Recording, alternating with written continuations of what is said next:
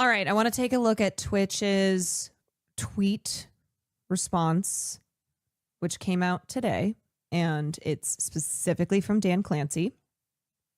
And this is in regards to not just the Emiru situation where she was assaulted at her meet and greet, but also the growing chorus of anger towards clip farming IRL streamers who are harassing people, who are engaging in really obnoxious behavior to get the clip.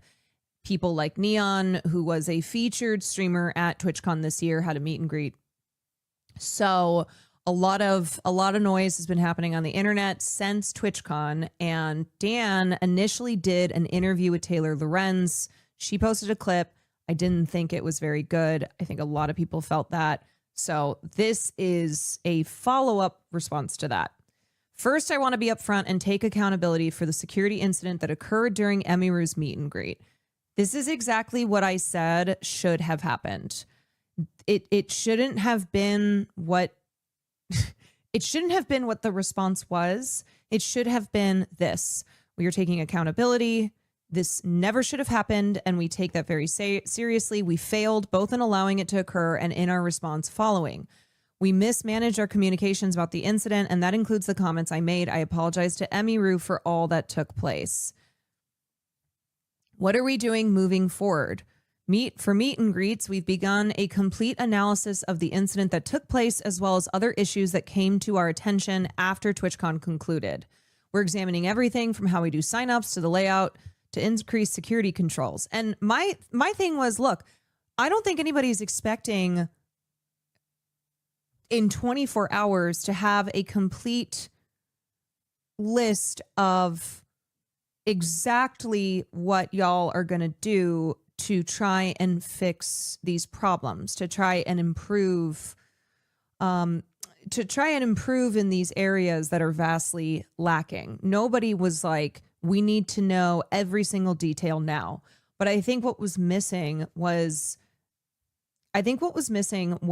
this acknowledgement, this taking of accountability, recognizing the failures in protecting creators like Emiru, and then talking about how they are having internal conversations to look at this incident, look at other incidents, and figure out how they are going to make sure it never happens again. Julian specifically talked about the meet and greets and how unsafe he always felt they were, and how that was why he's never done a meet and greet with Twitch. He organizes his own offsite. Yeah. It's and as I said before too, it's not that there was no security. The problem was not lack of security. The problem was that, one, there were lapses in security. So with that much security around, why is this guy leaving the meet and greet, going through the con, exiting the con, and then going out into the world? With all the security around, with all the people, this still was allowed to happen. And then also the issue of like over policing, over securing people who it shouldn't have happened to. So it was kind of a just priorities in the wrong places. We're also doing a comprehensive review of overall event safety and security, and we'll be making updates for future TwitchCons. While we won't be sharing all security updates for privacy and safety reasons, we will keep our community informed about changes that directly impact attendees. We have heard concerns about IRL streaming at TwitchCon. Twitch has evolved over the years, and IRL streaming is a part of Twitch. But we need to ensure that TwitchCon meets the needs of a variety of participants. We will be reviewing how we handle IRL streaming at TwitchCon, and we'll have more to share soon. Good, because I don't think it's reasonable nor good to say IRL streaming should be banned. I don't agree with that. There are plenty of people who IRL stream and do not cause problems.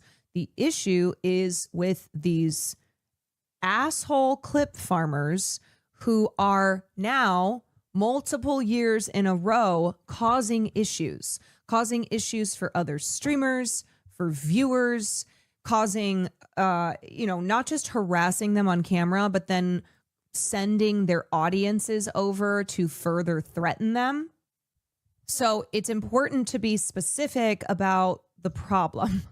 And that speaks to a broader cultural issue that we talked a lot about when I first covered this, when I got back, this broader cultural issue of pervasive misogyny, homophobia, transphobia, etc., where we are seeing this playing out in female, trans, queer streamers being harassed by these assholes and then receiving further harassment from their communities. Finally, we got clear feedback and accessibility across the event. We're reviewing with our teams, including our production and venue staff, so that we're better equipped for future events.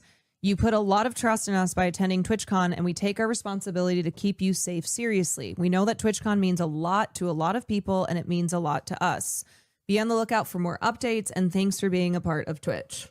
And it's like, do you see what happens when you let somebody like Neon back on the platform? Do you see why people were upset by that? Because he continues to be a problem, continues to actively be harassing other people in the space and then causing them to not be able to attend the con due to an increase in threats. So anyway, I think this is significantly a better response than what initially happened. Initially, what the response was, it did take an entire